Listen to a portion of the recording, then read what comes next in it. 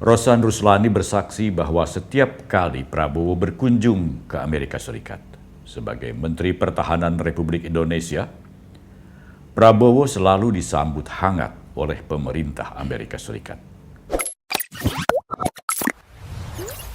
Kawan muda, isu bahwa Prabowo pernah ditolak pemerintah Amerika Serikat untuk memasuki negeri Paman Sam, dan isu bahwa Prabowo akan ditangkap pemerintah Amerika jika berkunjung ke sana dengan tuduhan sebagai pelanggar HAM, ternyata sama sekali tidak benar.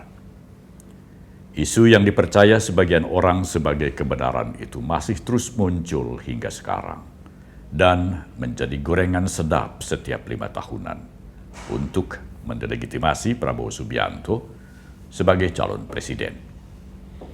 Kesaksian bahwa Prabowo tidak pernah ditolak untuk berkunjung ke Amerika Serikat dikemukakan Rosan Perkasa Ruslani, Ketua Tim Kampanye Nasional atau TKN Prabowo Gibran yang juga mantan Duta Besar Republik Indonesia untuk Amerika Serikat.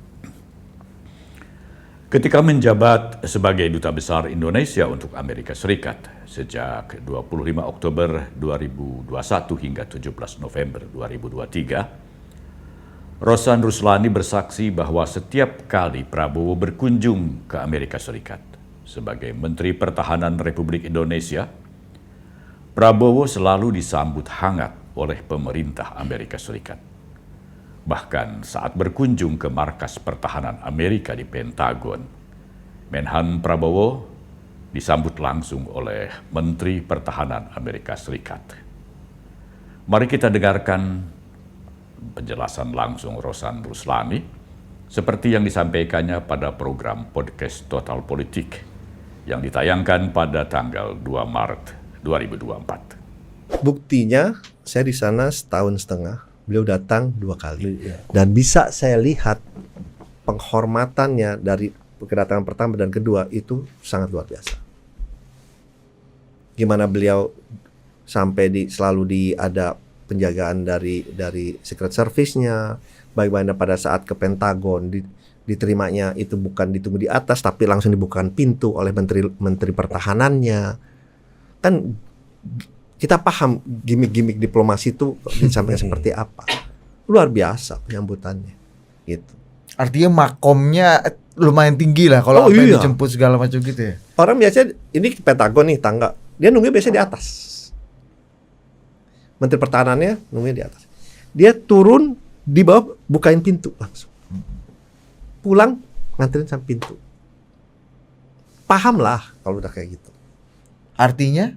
Ya berarti sangat terbuka dan diterima di Amerika, di US. Penjelasan Rosan Ruslani sebagai duta besar yang selalu mendampingi Menteri Pertahanan Prabowo Subianto setiap kali berkunjung ke Amerika Serikat dengan sendirinya mematahkan tudingan banyak orang yang selalu beranggapan bahwa Prabowo pernah ditolak pemerintah AS untuk masuk ke negara adidaya tersebut. Dan setiap kali berkunjung ke Amerika Serikat, kata Rosan, Prabowo selalu minta diantar untuk berbelanja buku. Dan kegiatan ini hampir menyita sebagian besar waktunya di negeri tersebut, di luar acara formal dan seremonial bersama Menteri Pertahanan Amerika Serikat. Tidak pernah ada gangguan sedikit pun dari pemerintah AS saat melakukan kegiatan pribadinya tersebut. Sebagai orang yang mempunyai hubungan sangat dekat dengan calon Presiden Prabowo Subianto, Rosan Ruslani juga banyak bercerita tentang sisi-sisi manusiawi Prabowo yang tidak pernah dibuat-buat. Misalnya, suatu ketika Rosan disuruh datang ke rumah Prabowo. Rosan mengira ada hal penting yang akan dibicarakannya. Ternyata setibanya di sana, Prabowo hanya meminta pendapat Rosan tentang baju batik yang akan dikenakannya. Rosan dimintai pendapatnya untuk memilih baju batik yang pantas dipakai Prabowo saat itu. Menurut Rosan, karakter Prabowo yang sangat santai, spontan, dan lucu sudah berlangsung sejak dulu. Jika ada yang mengatakan bahwa kelucuan Prabowo pada saat kampanye Pilpres 2024 merupakan settingan atau pencitraan, sama sekali tidak benar. Hampir setiap kali berjumpa dengan Prabowo, dalam suasana yang tidak formal, calon presiden nomor urut 2 ini selalu memperlihatkan adegan-adegan lucu. Seperti yang dituturkan Rosan Ruslani berikut ini. Ini yang perlu saya kasih tahu. Beliau dari dulu emang orang seperti itu. Bukannya dirubah image, enggak.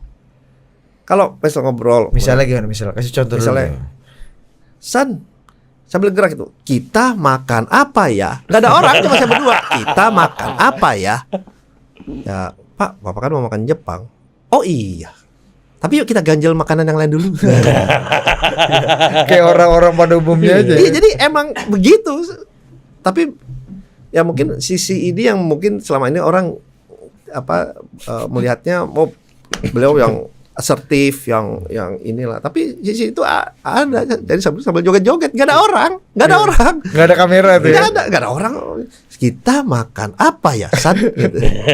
Padahal kalau ada sadar tuh kalau di TikTokin itu bagus banget itu. Iya, viral itu langsung. Iya, gitu. Apalagi kan waktu saya dubes, beliau kan datang ada dua kali dia.